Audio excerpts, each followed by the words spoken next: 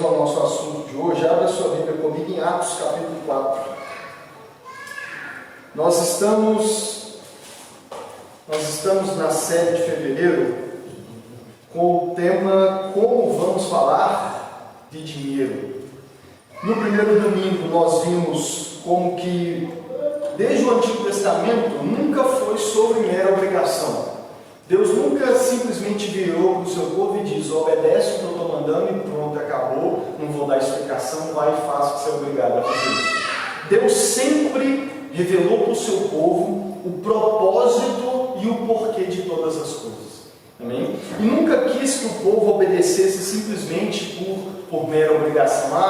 Eu tenho que fazer, então eu vou fazer, né? Deus sempre quis trabalhar para que o seu povo entendesse que a motivação por trás deve ser generosidade. Como a gente viu aqui na pergunta, sempre o amor a Deus, o amor ao próximo, Jesus disse que esse é o resumo de todas as leis. Amar a Deus e amar o teu próximo. Então todas as coisas são baseadas nisso. Se eu obedeço como Deus exige que a gente obedeça às suas leis, mas entendendo que essa obediência é por causa do nosso amor por Ele, do nosso amor ao próximo. E amar o próximo envolve ter generosidade para com eles, né?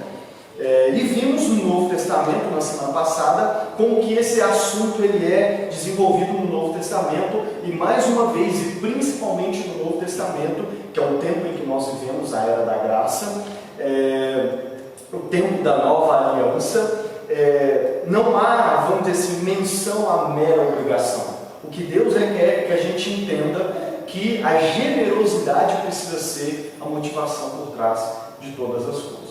E hoje nós vamos ver a importância. Eu tentei resumir os pontos, as coisas mais importantes para que a gente fizesse apenas nesse mês. E hoje nós vamos tratar de como que a liderança da igreja está envolvida com a igreja generosa. Semana passada nós falamos sobre uma igreja generosa, certo? Nós vimos pelo Novo Testamento, Atos dos Apóstolos e a carta de Paulo, como que a igreja no início da sua história era uma igreja generosa, que abria mão do que tinha, abria mão das suas riquezas por causa de Cristo e do amor uns pelos outros, a ponto de não haver necessidade entre eles. Hoje eu quero falar do assunto, quero que a gente pense um pouco a respeito de como que a liderança da igreja está envolvida com isso. Amém?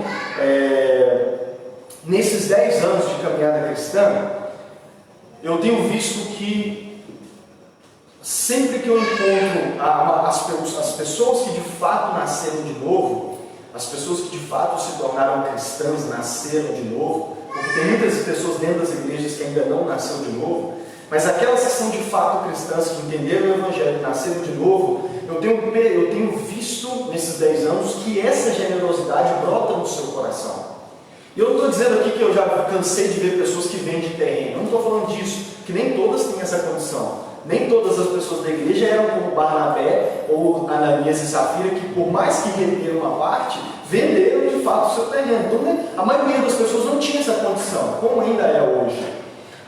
Mas eu tenho visto pessoas que de fato são generosas, que de fato dão com alegria. Amém? Só que o problema que eu tenho visto nas igrejas nesses 10 anos em que eu tenho a oportunidade de conviver com várias igrejas, não é a falta de generosidade da igreja. O problema passa e os problemas surgem dentro das igrejas com a liderança. E é sobre isso que eu quero te explicar melhor. O problema não está na igreja não ser generosa. O problema está, eu vejo, em como a liderança trata e administra a generosidade da igreja. Por isso que o assunto de hoje eu coloquei o tema lá, liderança íntegra, igreja generosa. Amém? Nós vamos entender essa relação e como que nós podemos aprender a desenvolver uma liderança íntegra para que possa passar confiança e responsabilidade para que a igreja possa continuar sendo generosa. Amém? Vamos abrir Atos 4, versículo 32 a 37. Diz assim, Atos 4, 32 a 37. Todos os que creram pensavam e sentiam do mesmo modo. Ninguém dizia que as coisas que possuía eram somente suas, mas todos repartiam uns com os outros o que tinham. Com grande poder, os apóstolos davam testemunho da ressurreição do Senhor Jesus, e Deus derramava muitas bênçãos sobre todos. Não havia entre eles nenhum necessitado, pois todos os que tinham terras ou casas as vendiam, traziam o dinheiro e os entregavam aos apóstolos. E cada pessoa recebia uma parte de acordo com a sua necessidade. Foi assim que José vendeu o terreno dele e entregou o dinheiro aos apóstolos. José era levita e havia nascido na ilha de Chipre. Os apóstolos o chamavam de Barnabé, que quer dizer aquele que dá ânimo. Vamos orar mais uma vez. Senhor Deus, eis aqui a Tua palavra, que possamos compreender, Senhor, a partir da Tua palavra, a relação entre a liderança de uma igreja e a igreja como sendo generosa. Ajuda-nos a entender nessa noite, Pai, que uma liderança que não possui integridade pode prejudicar uma igreja generosa, pode impedir com que a igreja possa exercer obras de justiça em Teu nome e para a glória do Teu nome. Que o Senhor possa nos ensinar, e especificamente que o Senhor possa, através dessa palavra, e a partir do que vamos conversar, a partir desse assunto, na nossa caminhada como igreja, que o Senhor possa nos ensinar e com a Tua graça nos tornar uma igreja generosa, mas que também possui uma liderança íntegra, e que essas duas realidades de mãos dadas possa trazer glória para o Teu nome, como uma igreja irrepreensível, que seja centrada no Evangelho e venha servir a cidade. Em nome de Jesus nós oramos. Amém? Semana passada eu li esses textos e nós focamos na generosidade dos cristãos. Eu quero que você repare nesses versos que nós lemos alguns detalhes que eu não foquei muito a semana passada. Versículo 34, não havia necessitados, não havia entre eles nenhum necessitados, pois todos os que tinham terras ou casas as vendiam. E olha o detalhe, traziam o dinheiro e os entregavam aos apóstolos. O que a Bíblia diz que José fez, Barnabé fez quando vendeu o terreno? Entregou o dinheiro aos apóstolos. Olha para você ver. A igreja de Atos era generosa. Todos os cristãos eram generosos. Eles abriam mão. Eles de fato, como diz a canção, abriram mão de tudo por Cristo. Da sua vida, tanto que muitos morreram. Abriram mão dos seus sonhos, dos seus planos e até das suas riquezas.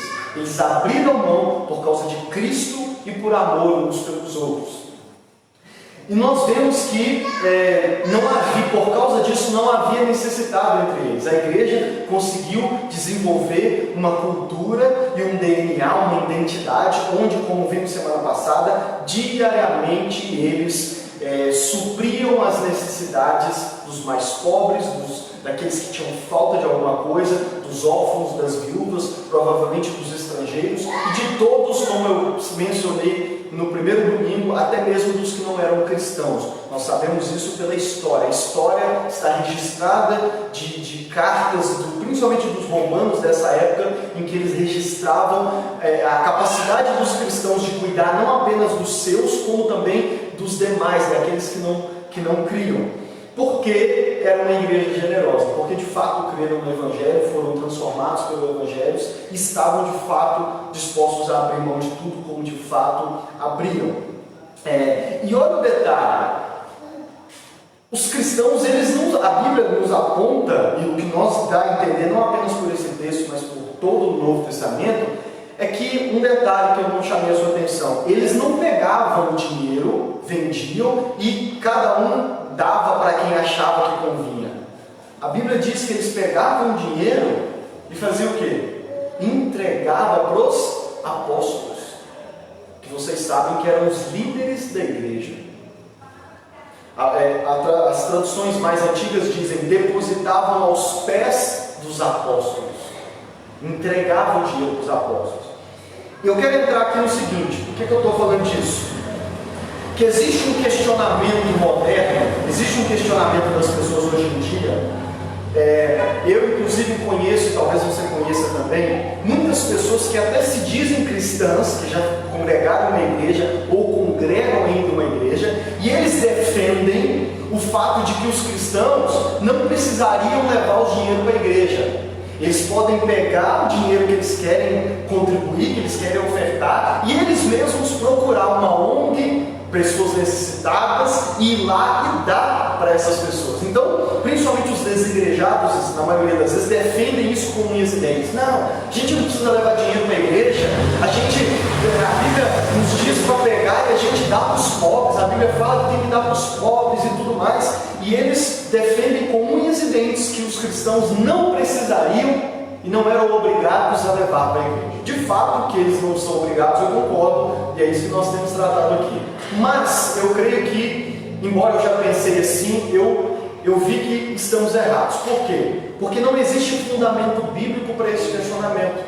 Porque o que a gente vê aqui em Atos e no Novo Testamento, como eu disse, se a gente estudar direitinho, é que os cristãos do início da igreja faziam o oposto do que uns questionam hoje em dia. Os cristãos da Bíblia faziam o oposto do que os desigrejados questionam hoje. Eles pegavam, vendiam, e o que eles faziam com o dinheiro? Levavam para os apóstolos. Eles levavam para a liderança da igreja. Então, não é errado a igreja hoje pegar as ofertas, os cristãos pegarem a oferta e depositarem e entregarem para a liderança da igreja. Colocarem no gasofilaço, enfim, o que for, depende de cada igreja. Não é errado. Então esse questionamento não tem fundamento bíblico. Não há um versículo da Bíblia em que os desigrejados e quem defenda isso diga, ó, é baseado nesse texto que eu digo que os cristãos podem pegar o dinheiro e fazer com ele o que quer, procurar uma pessoa, uma ONG e dar para elas o dinheiro. Não estou dizendo que em momento nenhum você possa fazer isso, amém? Eu estou querendo construir aqui o que era comum. Não há um versículo da Bíblia que eles possam usar para defender. Na verdade, se a Bíblia é a nossa única regra de fé e prática, o que a gente vê é justamente o oposto desse questionamento. Porque a gente vê que os primeiros cristãos pegavam o dinheiro e com toda boa vontade entregavam para a liderança da igreja. E não só para os apóstolos, como a gente vê Paulo, que era um apóstolo tratando em suas cartas, ele já não estava presente em várias cidades, e ainda assim ele nos aponta que os cristãos tinham o costume de reunir as ofertas, entregar para os líderes da igreja e esses líderes encaminhar para suprir as necessidades. Agora, embora não tenha uma base bíblica para esse questionamento, existe um fundamento, existe uma razão porque muitas pessoas questionam isso e defendem isso. E na maioria das vezes até você percebe uma mágoa e um remorso no coração delas. Por que então que eu entendo essas pessoas? Por que nós podemos entender essas pessoas? Embora não tenha um versículo, como eu disse, não seja baseado na Bíblia, tem fundamento esse questionamento deles. Mas qual é o fundamento para esse questionamento? O fundamento são os inúmeros exemplos de maus testemunhos e de escândalos que nós vemos aonde? No meio da igreja. Principalmente, especificamente, falando da liderança das igrejas. Então, por que você vai ver pessoas defendendo que os cristãos não têm que levar para a liderança da igreja suas ofertas? Porque, de fato, existem líderes, existem lideranças que administram mal as ofertas, que não sabem, não lideram com integridade a igreja, que pegam as ofertas e leva e faz, só Deus às vezes sabe o que é que eles fazem com elas. Amém? Então, é por causa dos muitos escândalos e dos maus testemunhos, é por causa daqueles que vão para a televisão vender um feijão, né, por R$1.000 ou uma colher de ouro por...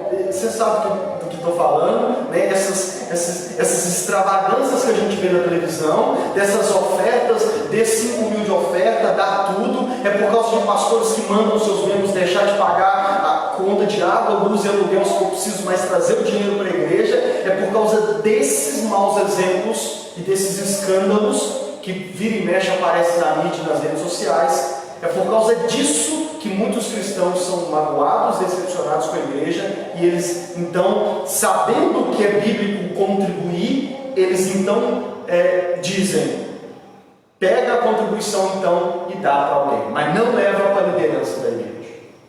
Então é possível nós entendermos esse questionamento.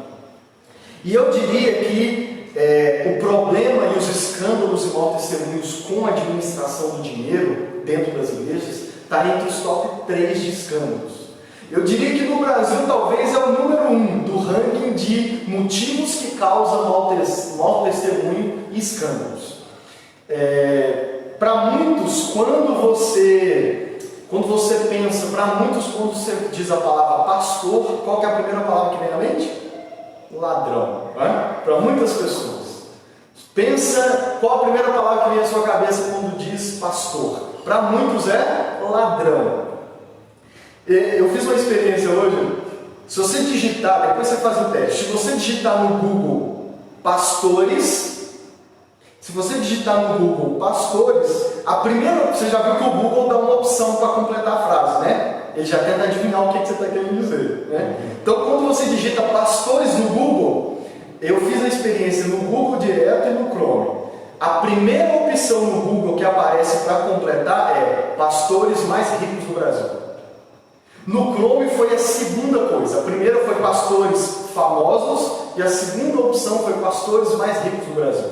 Faz a experiência desse dar certo. Você digita pastores no Google, o Google já completa a frase dizendo mais ricos do Brasil. Se você ativar essa pesquisa, você vai ver que são questionamentos de pastores de mega igrejas, de grandes denominações, que estão com que a sua fortuna, que o seu patrimônio, o patrimônio deles, pessoal, é de mais de 200 milhões, e tem um aí que é 2 bilhões e por aí vai. Eu não vou falar de valores que talvez vai estar desatualizado. Então, isso tudo nos aponta o porquê muitas pessoas estão desacreditadas e eu creio que essa falta de integridade e esses escândalos sufoca a generosidade da igreja. Às vezes as pessoas até querem ser generosas, elas querem doar, elas querem dar, mas elas não fazem. Por quê? Porque tem esses maus exemplos e às vezes de fato ela convive numa igreja ou já conviveu numa igreja que há exemplo perto dela dessas questões, não apenas os da televisão. E eu creio que a gente pode resumir em 3 pontos esses escândalos e essas coisas que geram desconfiança. Primeiro, não há prestação de contas à igreja local sobre o destino das contribuições, além do que se pode ver nas estruturas do prédio. Então, o que eu creio? Uma das coisas que gera desconfiança no coração dos cristãos é que não há prestação de contas para a igreja local de onde o dinheiro está indo, para onde ele está indo. Salvo as igrejas que sempre estão mexendo no prédio local, né? Estão aumentando, expandindo, aí põe um piso novo, pinta a parede, compra uma televisão nova, com exceção dessas coisas que você consegue ver que está mudando, que está melhorando. Agora tem ar-condicionado, ar-condicionado é caro. Com exceção dessas coisas de estrutura, o que passa disso, a igreja, a maioria das vezes, a igreja não sabe para onde o dinheiro está indo. A igreja não sabe para onde está indo. E isso, eu não sei você, mas isso gera desconfiança. E deve gerar desconfiança mesmo. Então, falta de prestação de contas. Segunda coisa, as igrejas que arrecadam muito e fazem muito pouco para o bem comum das pessoas. Tem igrejas que arrecadam muito pelo número de membros, e na maioria igrejas que creem no dízimo e que você vê que a maioria das pessoas são dizimistas. Você já, sem ser muito bom de matemática, você consegue calcular mais ou menos o valor que essa igreja consegue arrecadar. Só que embora você veja megas igrejas arrecadando muito, elas fazem muito pouco para o bem comum dos seus próprios membros e também do bem comum da cidade. Elas não ajudam, não tem uma obra social e às vezes não sustentam os necessitados nem mesmo da sua congregação local. Terceiro ponto, o estilo de vida esbanjador e extravagante dos pastores.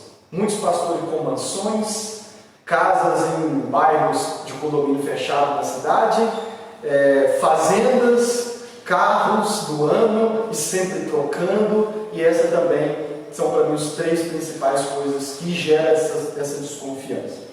Agora, antes de prosseguirmos no assunto da igreja, eu quero te ajudar a entender, e a todos que vão ouvir, que talvez um descrente ou quem já está magoado diga assim: está vendo, eu concordo com tudo que você está falando, a igreja é isso mesmo, E talvez descrentes poderiam dizer assim, tá vendo? É por isso que eu não acredito na igreja, é por isso que eu não vou na igreja e tudo mais, e pastor é ladrão e tal, e tudo mais. Mas eu quero te ajudar a entender o seguinte, esse não é um problema que acontece só na igreja. Essa questão de liderança que não é íntegra, de uma liderança que não tem integridade, e quando a gente fala de integridade, eu não sei se a palavra íntegro significa completo.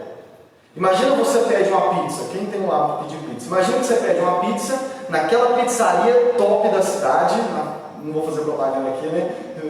Aquela pizzaria top da cidade, e aí quando o cara entrega, você põe a mão na caixa quentinho, você fala, beleza. Você põe em cima da mesa e a boca já está até babando assim. Na hora que você abre a tampa, você pediu uma com 8 pedaços, mas só tem 7 pedaços. O que você faria se acontecesse com você? Ela está intacta, os pedaços, aquela pizza maravilhosa, mas de 8 pedaços só vem 7. Aí eu te pergunto, você come ou liga para lá para pedir outra? Eu acredito que você vai ligar para lá para pedir outra. Porque por mais que aparentemente ela está bonita, você pensa, alguma coisa está errada. E eu não vou arriscar comer essa pizza. Ou seja, essa pizza não é íntegra, ela não vem completa. A integridade tem a ver com ser completo. Quando a gente fala de uma liderança íntegra, a gente está falando de uma liderança que não tem nenhuma parte faltando, não tem nenhuma parte que suspeite. Poderíamos pensar também numa pizza em que 7 pedaços está limpo, maravilhoso, mas um pedaço está mordido ou alguma coisa. Ou seja, não está perfeito. E aí a gente poderia dizer, essa pizza não está íntegra. Tem um pedaço dela que está com problema. Uma liderança, quando a gente fala de uma liderança íntegra, é uma liderança que ela tem integridade, ela é correta em todas as áreas, em todas as partes. E uma delas que nós estamos falando é a parte financeira. Talvez você conheça igrejas que os cultos são maravilhosos, né? O culto é maravilhoso, acontecem milagres, e assim, né, a igreja tem ônibus para buscar, e aquele negócio maravilhoso, mas há boatos na cidade com relação a essa questão financeira, que o dinheiro quem fica com ele é o pastor, e etc e tal. Então a gente poderia dizer, não é, tirando isso a igreja é muito boa, né? Então o problema é que está tirando uma parte. O problema é que ela não é íntegra. O problema é que tem uma parte que não está correto. Amém? E eu creio que a igreja deve ser, principalmente a sua liderança, ela tem que ter o quê? Integridade. Não pode faltar nenhuma parte. Quantos creem assim? Não pode faltar nenhuma parte. Mas, como eu estava dizendo, esse problema de liderança com falta de integridade não acontece só na igreja. Eu vou dar 2 exemplos. O primeiro, o governo brasileiro. Você sabe que todos os governos, principalmente no Brasil, e sem exceção, sofrem os mesmos problemas. Interessante que algumas pessoas que estudam política, elas dizem, e até tem um livro muito bom, E Conhecereis a Verdade, ou A Verdade vos Libertará, que é um jornalista que pesquisou o movimento bolsonarista e os elementos que levou o Bolsonaro a ganhar a presidência. E uma das coisas e não só ele, mas várias pessoas apontam que o fator principal que levou o Bolsonaro a ganhar a última eleição não foi mérito dele, não foi que ele tem muito mérito, mas foi o espírito anti-PT que o brasileiro que desenvolveu. Por causa de 13 anos de PT e escândalo atrás de escândalo, o Lula até pouco tempo estava preso, não sei se ainda está, se já saiu, enfim. E cada dia se descobre mais escândalo do PT. Depois de 13 anos do governo de PT e escândalo atrás de escândalo, o brasileiro já desenvolveu um sentimento, que talvez você conheça pessoas, ou você é assim, que diz assim, qualquer um menos o PT. E muitos acreditam que foi por causa desse espírito, desse sentimento, que elegeram o Bolsonaro. O que mais tinha chance para não ter o PT era o Bolsonaro, então eu vou votar no Bolsonaro. Eu sei que tem uma galera que idolatra o Bolsonaro, mas também tem uma outra turma que votou nele, não idolatra, mas votou nele por quê? É o único capaz de tirar o PT. A única coisa que a gente quer é que não seja o PT. Porque o que o povo não estava aguentando mais era a corrupção do PT. Só que aí eu quero te dizer, muitas dessas pessoas achou que o governo Bolsonaro seria íntegro. Até que ele veio e me disse que acabou com a Lava Jato porque já não havia corrupção no governo. Eu não vou entrar nesses detalhes, mas todo mundo sabe que isso é uma mentira. Por isso, depois dele alegar isso, apareceram escândalos. E você sabe, não estou defendendo, eu não sou nem petista, nem direita, nem esquerda, não sou lulista, nem bolsonarista. Mas você sabe, o que eu estou querendo te dizer é que assim como o PT era corrupto, já tem provas de corrupção no governo Bolsonaro, fora as outras coisas que ainda são apenas investigações, como a família dele inteira está sendo investigada. Então, assim, tem fatos comprovados e tem outros fatos que ainda não foram comprovados, então não tem como dizer se é verdade ou se é mentira. O fato é, o governo atual também não está livre de corrupção. Ou seja, isso é uma realidade em todos os governos. Todo governo vai ter uma liderança que não é íntegra.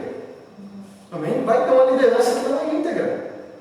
O próprio Bolsonaro, depois de dizer que acabou que o governo dele não tinha corrupção, um dos caras que era da turma dele foi pego em corrupção. Foi pego com dinheiro, não foi na cueca, não foi na mala, enfim, não lembro agora, esqueci o nome do cara também. Então, a questão do governo, da política, também existe essa falta de integridade na liderança. E um outro exemplo, Cruzeiro Esporte Clube. Talvez se você acompanha futebol ou sabe por alto, você sabe que de maior campeão da Copa do Brasil, o time do Cruzeiro, em 2019, foi rebaixado para a Série B. Na Série B, o ano passado e nesse ano, chegou a estar entre os 4 últimos na zona de rebaixamento, prestes a ser rebaixado para a Série C. E terminou o campeonato, não foi rebaixado, mas também não subiu para a Série A. Não subiu para a Série A. E esse ano é o ano do centenário, em que o Cruzeiro comemora 100 anos, mas ele vai comemorar os 100 anos aonde? Na Série B. E aí talvez a pergunta seria, então é porque o jogador é ruim? Não. Não é. O problema que levou o Cruzeiro a esse estado não é ter um jogador ruim, porque ele tinha os melhores jogadores. O problema é na diretoria do Cruzeiro. O problema é na diretoria do Cruzeiro. O Fantástico fez uma matéria com o título Cruzeiro chega a 500 milhões em dívidas e é investigado em operações irregulares. Várias investigações que apontavam irregularidade, falta de integridade na direção do Cruzeiro. Inclusive eles negociaram um menino de 12 anos, não lembro, que na Constituição é proibido porque caracteriza trabalho infantil. Então, isso tudo, todos esses problemas é um dos que gerou o Cruzeiro. Falar de empresas, poderíamos falar de tudo aqui, amém? Então essa não é uma acusação apenas que a igreja sofre com ela. A pergunta que a gente deve fazer é a seguinte: como podemos exercer uma liderança com integridade e responsabilidade que conquiste a confiança de uma igreja generosa? Como que a gente pode desenvolver uma liderança íntegra, que conquiste, que lidere com responsabilidade e que conquiste a confiança da igreja generosa? Que ao invés de sufocar a generosidade da igreja, incentive a igreja a contribuir. Como nós podemos alcançar isso? Pastor Léo Stocks, um pastor dos Estados Unidos que eu gosto de ler, ele diz assim nos seus livros: o dinheiro é tão potencialmente perigoso que, embora os líderes não devam ficar paranoicos, eles devem lidar com ele como lidariam com explosivos. Você já viu um filme em que tem uma bomba armada e o pessoal vai lá desarmar? Como que eles são todos cuidadosos assim, para qual é o fio, e aí aquela tensão, já viu? O pastor Léo Stocks está dizendo que o dinheiro ele tem um potencial de perigo tão grande que os líderes de igreja, é um livro específico para líderes, que os líderes de igreja deveriam tratar o dinheiro como se fosse um explosivo, ou seja, com todo o cuidado, com todo o cuidado. E agora eu vou para a parte mais prática aqui. Nós vamos através da palavra de Deus aqui, ver se a gente consegue ver pela Bíblia algumas diretrizes para uma liderança íntegra. Acho que vai dar três coisas que nós podemos correr atrás, podemos desenvolver para que a gente busque uma liderança íntegra da igreja. Amém? E aqui talvez vai servir para quem ouvir e tudo mais, mas principalmente para nós. O tema da série não é como nós vamos falar de dinheiro, então como nós, a Igreja Cristo da Cidade, vai tratar de dinheiro. E aqui algumas diretrizes que nós vamos juntos buscar estabelecer para fazer parte do DNA DNA e da identidade da igreja, para que a gente possa lutar contra essa tentação de toda a liderança, de toda a igreja e qualquer tipo de liderança sofre, que é tratar o dinheiro descuidadamente e acabar explodindo tudo por causa dele, tá bem? Vamos para o versículo 34 e 35 de novo, olha o que diz. Não havia entre eles nenhum necessitado, pois todos os que haviam terras ou casas as vendiam, traziam o dinheiro e o entregavam aos apóstolos. Aí olha a frase seguinte: e cada pessoa recebia uma parte, de acordo com a sua necessidade. O que eu quero estabelecer aqui? A primeira diretriz: as ofertas devem ser usadas para o propósito que foi determinado. Vou repetir. Primeira diretriz: as ofertas devem ser usadas para o propósito que foi determinado. É comum dentro das igrejas dizermos o propósito para o qual estamos arrecadando as ofertas. Eu já estabeleci aqui, todos os dias na vida de uma igreja já tem 4 propósitos para que haja generosidade. É cuidar dos pobres, dos órfãos, das viúvas e dos estrangeiros. E, lembrando vocês, Deus disse no Antigo Testamento, e Jesus falou no Novo Testamento, que sempre iria haver pobre entre nós. Então esses são 4 propósitos que sempre vão existir, tá bem? Sempre vão existir, sempre vão existir. Sempre vai haver pobre entre nós, necessitados, viúvas, órfãos, sempre vai ter. Ou seja, as ofertas devem ser usadas para o propósito que foi determinado. Como nós desenvolvemos uma liderança íntegra? De fato, à medida em que as pessoas forem contribuindo, forem sendo generosas, a gente pegar esse dinheiro e de fato encaminhar para essas pessoas. Amém?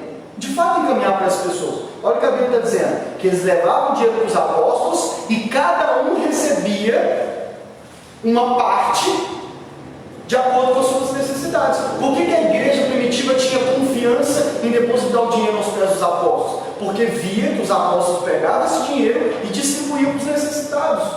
Então o que nós temos que fazer? O que nós temos que fazer? É de fato pegar as contribuições e usá-las para suprir as necessidades da igreja. Amém? Eu quero que a gente desenvolva uma identidade em que a gente não vai preocupar muito com o espaço físico. Nós não vamos fazer melhoria desnecessária. Nós não precisamos, por exemplo, procurar um lugar maior. Não está cabendo mais espaço. Vamos fazer 2 cultos, de manhã à noite. Já não está botando. Vamos fazer 3. E aí a gente divide as pessoas. Mas não vamos se preocupar em gastar com estrutura. Por quê? Porque nós podemos pegar esse dinheiro e gastar com outra coisa. Para que ter um prédio maravilhoso se os membros da igreja estão com a vida miserável? Então nós vamos pôr prioridade, amém? Nós vamos pôr prioridade. Que toda arrecadação, que os valores que forem arrecadados, que eles sejam de fato levados e dedicados a, de fato, suprir necessidades das pessoas. Irmãos, tem membros de igreja que eles não têm que contribuir, eles têm que receber contribuição. Tem membros de igrejas que eles não têm que dar oferta, nem oferta, quem dirá o dízimo, eles não têm que dar oferta, eles têm que entrar na lista da igreja para receber ajuda. Amém? Tem que receber ajuda, ele não está em condições de ajudar agora, ele está em condições de receber. Lembra do que nós tratamos semana passada? As arrecadações que a gente leu em Atos 11 e em Coríntios era para a igreja da Judéia. Você acha que a igreja da Judéia estava em condições de contribuir? Você acha que a igreja da Judéia contribuiu? Não. Eles eram aqueles que estavam recebendo. Então, nós precisamos pegar o valor que for ofertado e de fato suprir a necessidade da igreja. Porque a hora que a igreja vê que as pessoas ao seu redor estão sendo supridas, a igreja está ajudando, seja com cesta básica, seja com remédio, seja com apertou, se não pagar, estou devendo 2 aluguéis, se não pagar, eu vou ser despejado. Não, a igreja vai lá pagar para você. Você está entendendo? Então, o que nós queremos é pegar o valor que for ofertado e de fato conduzir ele para as pessoas que precisam. Amém? Isso é o que? É usar a oferta para o propósito que ele foi determinado. Porque, como eu disse, um dos problemas é que muitas igrejas entram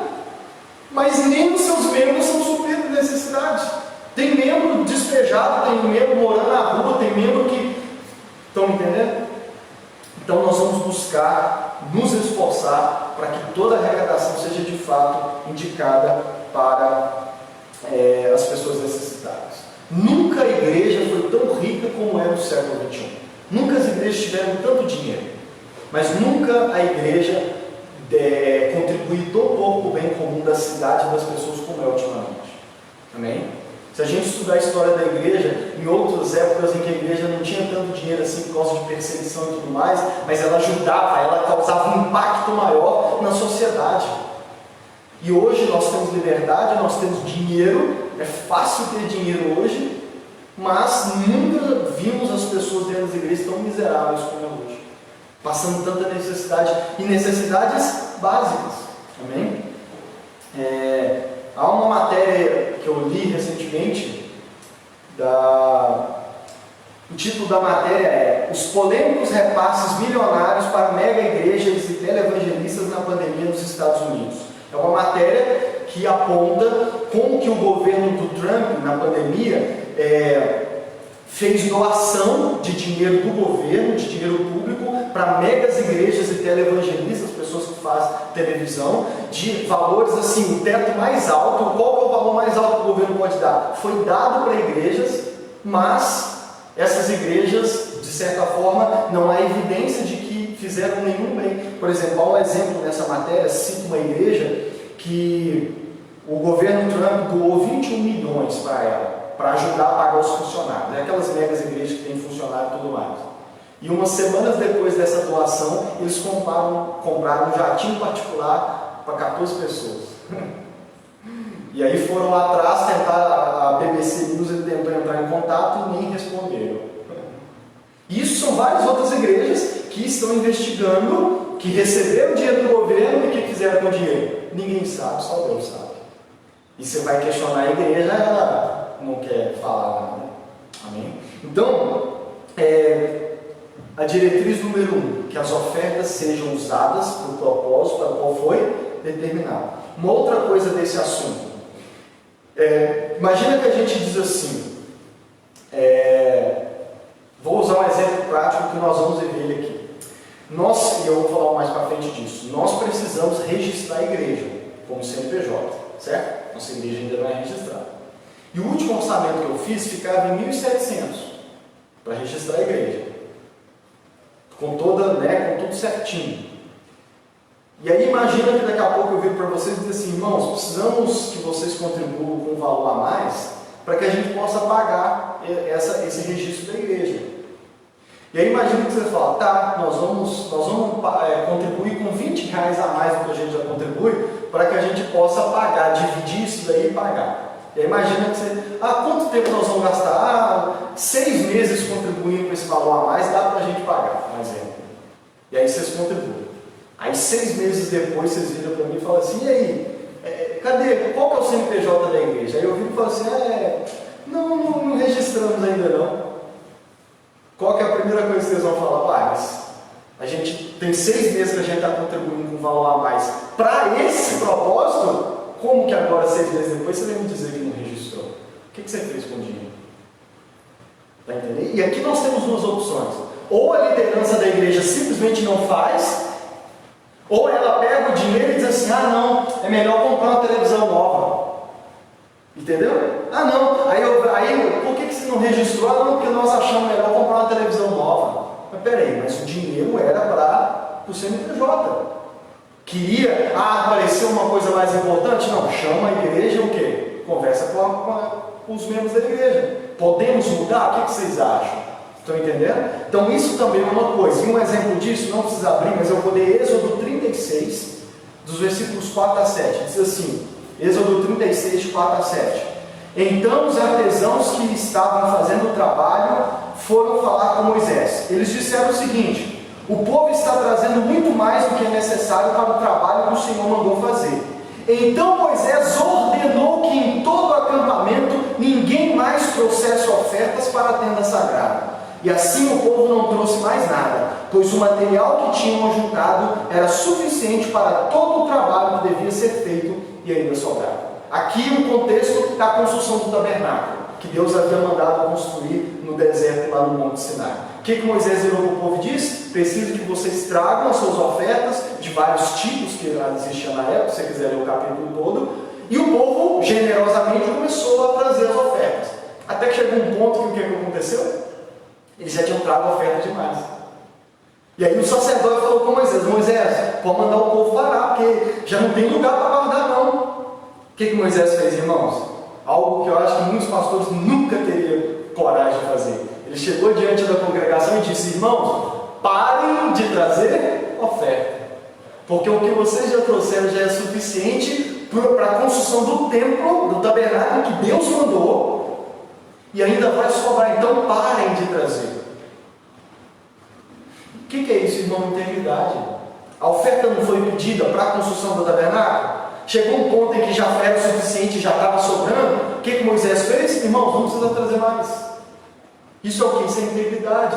Amém? Então, às vezes, quando nós decidimos fazer algo, se o propósito for suficiente, que a gente diga para a igreja: ó, não precisa mais, ou já conseguimos fazer. Estão entendendo? Ó, já conseguimos registrar a igreja, não precisa mais dar aquele valor a mais. Isso vai gerar o que, irmãos? Integridade. Isso vai gerar confiança na igreja.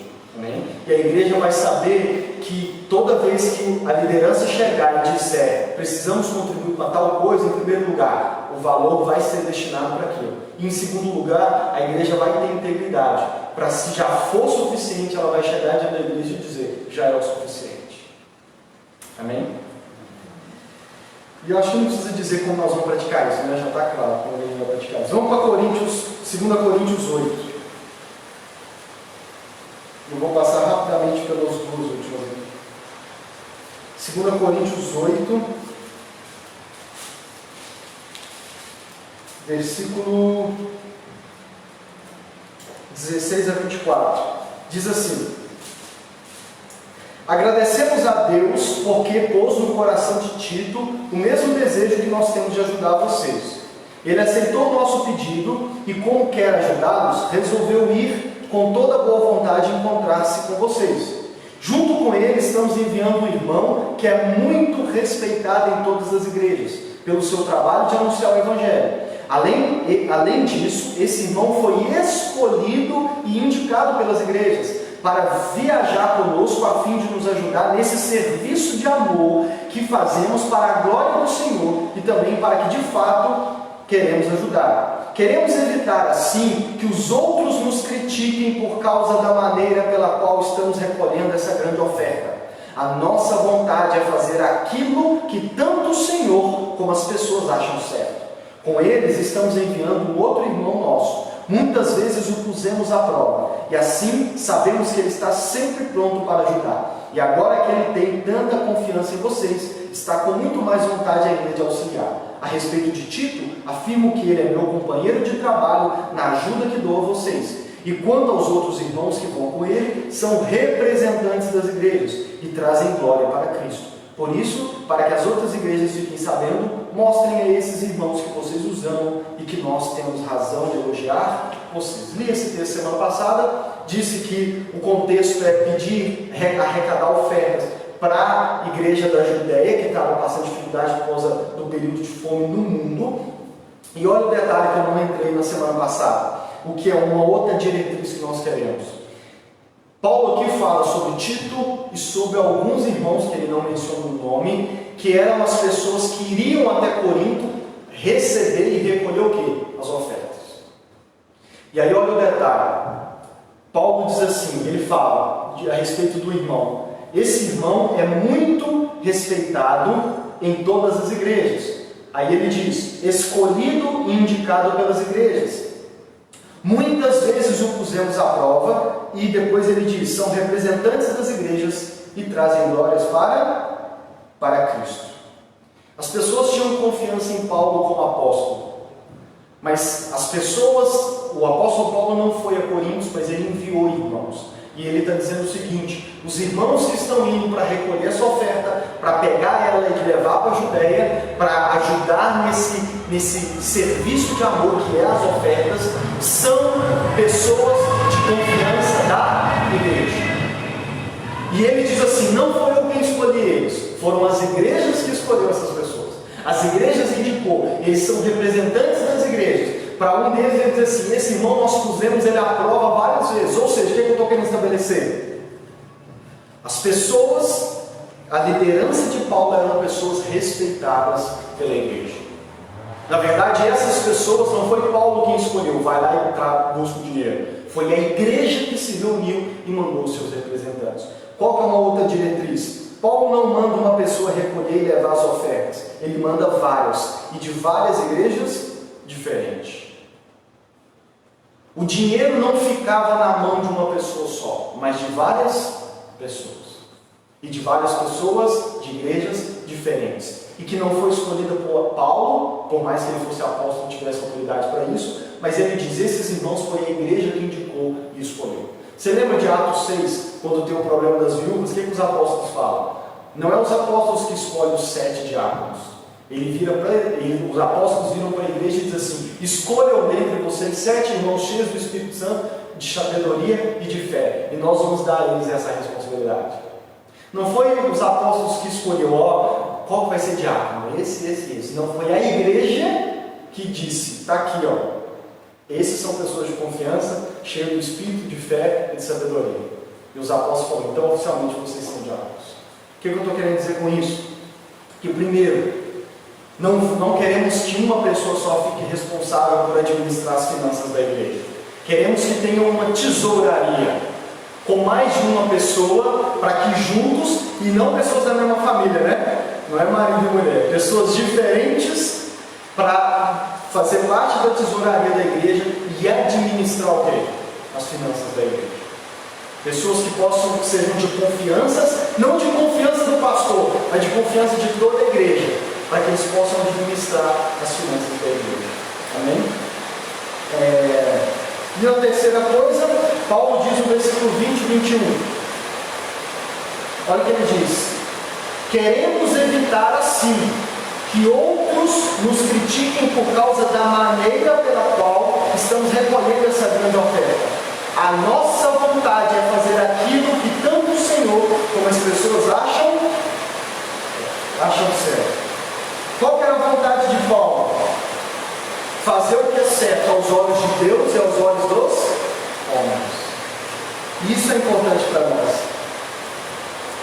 Paulo queria tomar todo esse cuidado porque ele diz aqui: porque a gente quer fazer o certo, não apenas o certo aos olhos de Deus, mas ao certo aos olhos dos homens. E aqui a terceira diretriz é prestação de contas. Prestação de contas. Eu já cansei de ouvir pessoas dizer assim: o nosso papel como membro da igreja é dar a oferta, e o que o pastor vai fazer com o dinheiro não é problema nosso, não é para a gente, é entre ele e Deus. Nosso papel é dar a oferta e pronto. Irmão, desculpe, isso parece muito humilde e muito legal, mas não tem base bíblica para isso. Pelo contrário, não só nós vemos em todo o Novo Testamento os apóstolos, a liderança da igreja, prestando contas à igreja de tudo que eles faziam, inclusive das ofertas, amém? Então, não tem essa de que eu dou oferta e o que o pastor vai fazer com o dinheiro, o que a liderança vai fazer com o dinheiro, é entre eles e Deus. Irmãos, isso é desculpa para encobrir pecado de liderança da igreja.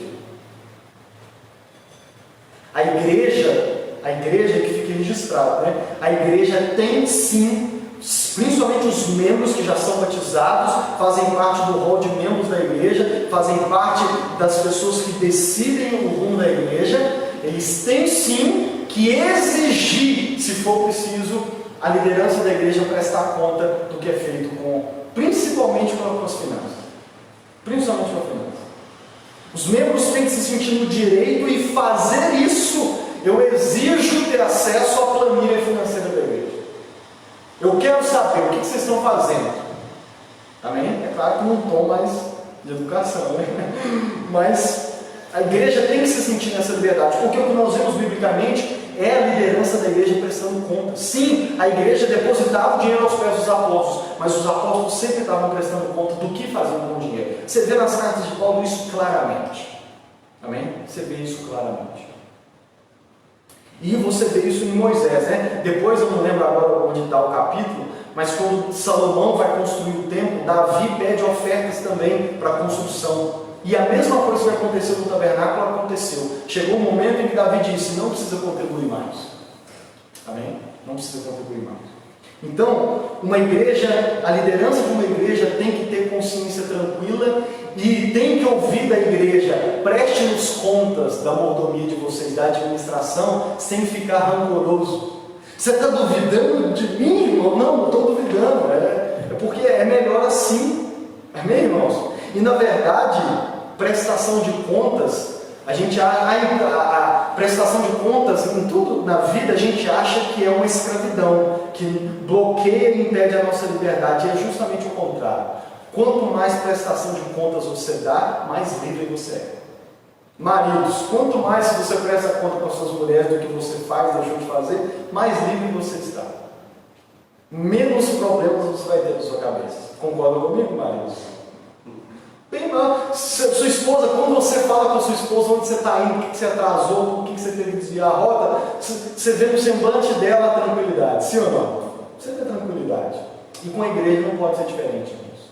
Amém? A gente tem que prestar contas felizes para a igreja. Amém? Feliz. Por quê? Porque isso nos protege. Amanhã ou depois, por isso que vocês vão ver, eu já tenho esse costume, não é de hoje. Desde que eu comecei a entender essas coisas, eu tenho o costume de muitas coisas tratar do culto aqui. Ó. Na vida nova eu fazia muito isso. Tinha assuntos que eu chegava no público e falava. Por quê? Porque tem coisa que é público, irmãos. Tem coisa que expor aqui é segurança para mim.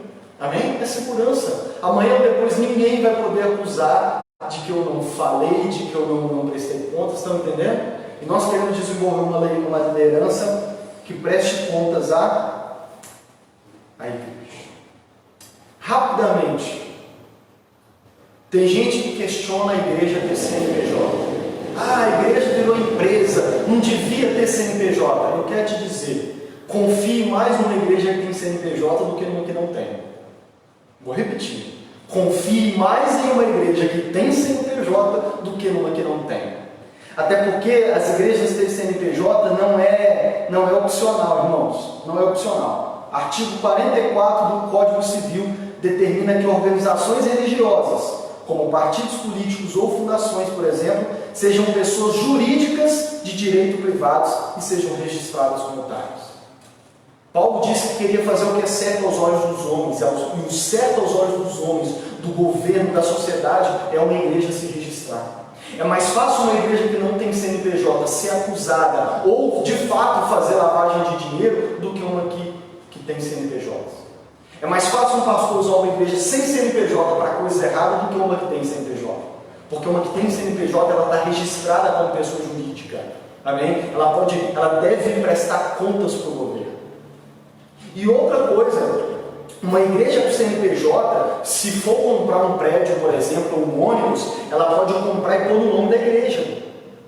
Porque eu conheço igrejas que compram um imóvel ou algo com o dinheiro da igreja, mas não põe aquilo no nome da igreja, põe no nome de um pastor ou de um outro membro da liderança da igreja. Amém? Então, confie mais em uma igreja que tem CNPJ, que tem bens e tudo que a igreja possui está no nome da igreja, do que do contrário. Amém? Porque aos olhos da sociedade, irmãos, é mais fácil confiar numa igreja que tem CNPJ. Amém? E vamos finalizar com Atos capítulo 20.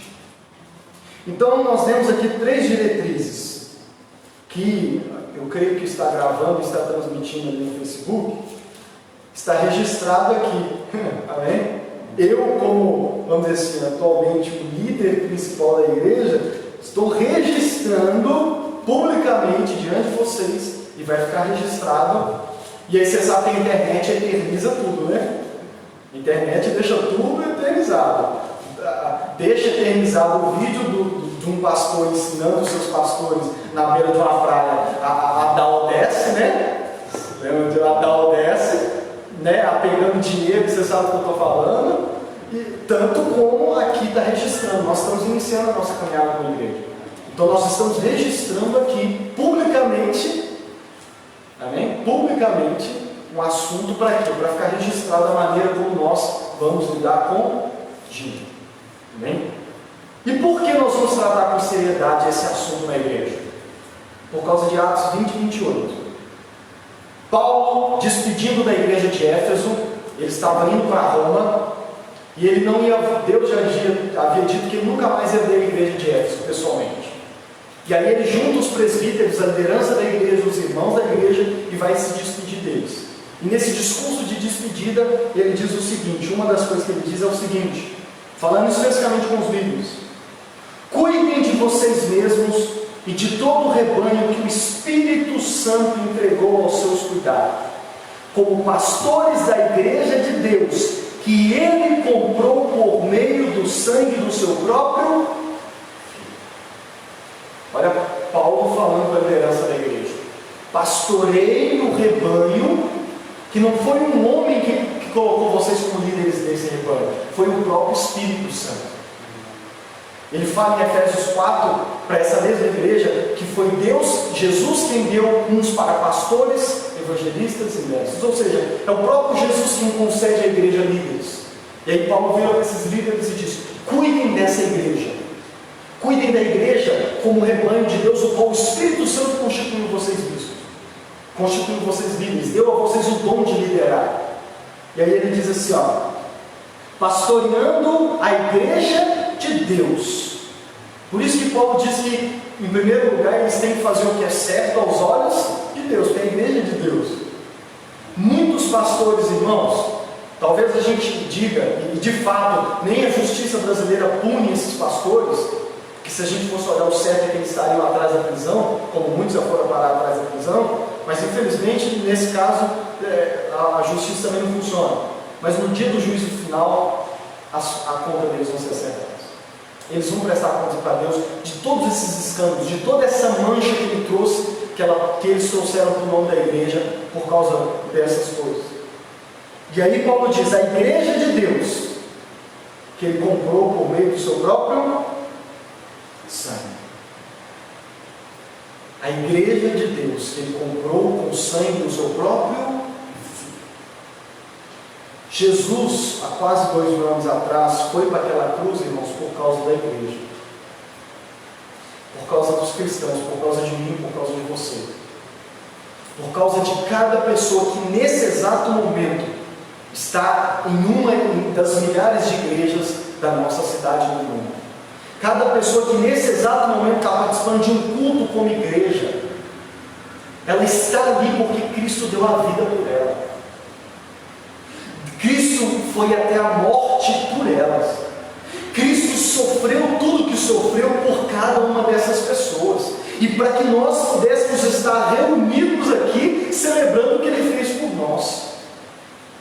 Cristo deu a sua vida, como nós vimos semana passada, Paulo falando, Ele tinha tudo no céu, glória, como a gente cantou nas canções aqui, tudo Deus deu para Ele, tudo Deus criou para Ele, toda a autoridade nos céus e na terra foi dada para Ele. Ele abriu mão de tudo isso para se esvaziar, ser pobre, vir encarnar na forma de ser humano, sofrer a ponto de ir para a morte, permanecer morto 3 dias, mas ao terceiro ressuscitar. Tudo isso por quê, irmãos? Pela igreja, por cada um dos cristãos, por eles reunidos, para que eles estivessem juntos aqui, para que eles pudessem amar uns aos outros, para que eles vivessem do amor que Ele tem por eles, da graça, e compartilhassem uns com os outros. E para que eles, seguindo o exemplo dele, abrissem mão de tudo, até das riquezas e da sua própria vida, uns pelos outros, como a igreja fazia. E entender tudo isso, irmãos, deve gerar temor no nosso coração ao lidar com a igreja de Jesus. Porque nós não... Imagina, vocês que já casaram, e imagina você confiar o seu melhor amigo, cuidar da sua esposa no dia do casamento, levar ela para se embelezar e aquele negócio todo. Você confia aí, ó, estou confiando em você. Acompanha ela e não deixa nada acontecer com ela, para ela se preparar para encontrar comigo aonde? Na cerimônia. Imagina, dar 1 hora de atraso e a sua futura noiva ainda não chegou. Quando você vai descobrir, o seu amigo se entreteu com futebol, com alguma coisa, e a sua esposa foi assaltada, foi roubada, foi espancada, esbofeteada, e se não morreu, está inapta para casar naquele momento. Como você ficaria, irmãos? Como você ficaria? Você diria, mas é o meu melhor amigo, eu não vou fazer nada com ele. Irmãos, só Deus sabe o que a gente faria, né? Um dia João Batista disse assim: eu sou só o amigo do noivo, eu não sou o dono da noiva, eu sou só o amigo do noivo. Eu apenas cuido da noiva, eu apenas preparo o caminho, mas o importante é o noivo. A noiva pertence a ele. Irmãos, a igreja é de Jesus. E ele chama ela de noiva. E ele diz na Bíblia que está preparando um dia que é o dia do casamento, que vai ser o dia mais glorioso da história da humanidade. Apocalipse diz que vai ser o dia em que essa noiva vai se encontrar com o seu noivo. E nós, pastores, nós líderes na igreja, que fazemos parte da igreja, e todos nós como cristãos, que de certo aspecto todos somos sacerdotes, nós já falamos disso aqui. Todo cristão é um sacerdote. Todos nós somos responsáveis pela igreja, pela noiva de Cristo. E lembrar, em primeiro lugar, que foi por ela que Cristo deu a vida. Em segundo, que Cristo está ansioso esperando o dia em que o Pai vai dizer: é hoje que você vai se encontrar com ela. Se isso não gerar temor no nosso coração para cuidar dessa noiva, dar vida por essa noiva, suportar as zombarias, mas permanecer com essa noiva, suportar as pessoas falar que é isso, é aquilo outro, mas permanecer com ela, ver falsos pastores, falsos profetas sujar o vestido dessa noiva e ainda assim entender: eu não vou abandoná-la, eu vou com ela até o fim. Se isso não gerar temor no nosso coração, não sei o que gera. E a nossa esperança, e o motivo pelo qual vamos tratar com seriedade a igreja, é exatamente por causa disso. Que além de fazermos parte da noiva, de sermos a noiva, ainda temos a responsabilidade de contribuir para a edificação dela, para cuidar dela. Até que o grande dia chegue em que digam, como Jesus contou na parábola: o noivo vem. E que a gente possa, no dia em que gritarem assim, nos colocar de pé e dizer que venha o noivo, porque estamos prontos e demos a nossa vida pela igreja dele, para que agora ela possa se encontrar com ele e termos o maior casamento da história da humanidade. Amém? Fique de pé, vamos orar.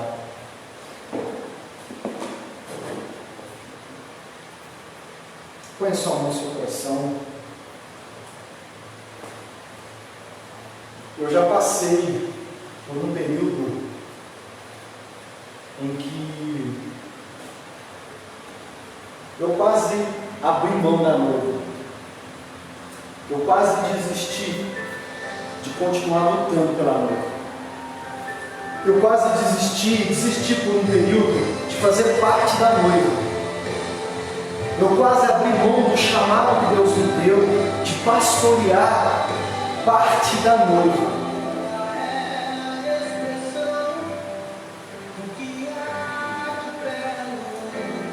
Mas hoje, dificilmente tem algo, até mesmo os escândalos, me faz desistir e abrir mão da noiva, nem mesmo de fazer parte ou de pastorear e cuidar da noiva. Por isso, que possamos tratar a liderança dessa igreja com responsabilidade, com integridade, tendo isso como motivação e como razão.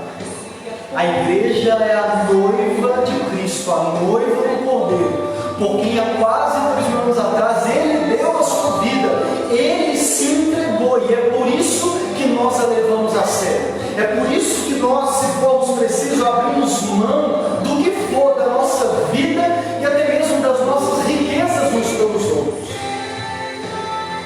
Como Davi disse no salmo que nós lemos, Deus é o pastor que cuida das suas ovelhas.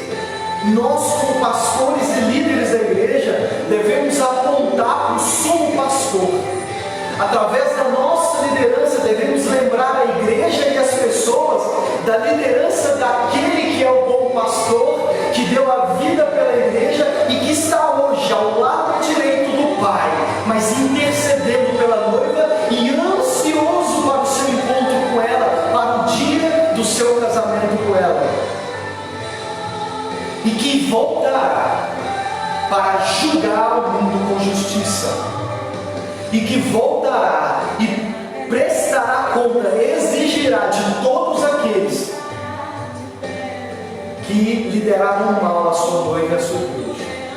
Ele há de julgá-los, ele há de dar a eles aquilo que eles merecem pelo que fazem. Que possamos ter isso em nossos corações, esse temor. Possamos pensar nisso cada dia desta igreja e no dia a dia da vida dessa igreja. Que possamos viver o que é certo aos olhos do nosso Senhor, mas também aos olhos dos homens. Que possamos viver uma vida íntegra, uma liderança íntegra, e que a nossa igreja possa buscar integridade todos os dias, para que, assim como a igreja de Atos, possa conquistar a simpatia dos descrentes, ainda que eles não venham e não façam parte da igreja, ainda que eles não creiam no Evangelho como nós, que eles possam dizer: contra eles nós não temos nada. Como o apóstolo Paulo também vai dizer: seja íntegro, para que aqueles que zombam de vocês se calem, não tendo nada do que dizer e acusar vocês. Jesus, eis aqui o nosso compromisso com o Senhor. Nós fazemos um compromisso como igreja Cristo para a cidade, como essa igreja local, expressão do teu povo. Fazemos um compromisso como liderança da igreja, de buscar a integridade, de buscar ser uma igreja íntegra, que não falte nenhum pedaço, que não falte nada, que faça o que é certo aos teus olhos em primeiro lugar, e também aos olhos dos homens. Que a tua graça nos torne assim, que a tua graça nos transforme numa igreja com essa identidade, e que a tua graça nos conserve assim, até a tua volta. Nós oramos em nome de Jesus, te glorificamos, que possamos viver para a tua glória. Em nome do Pai, do Filho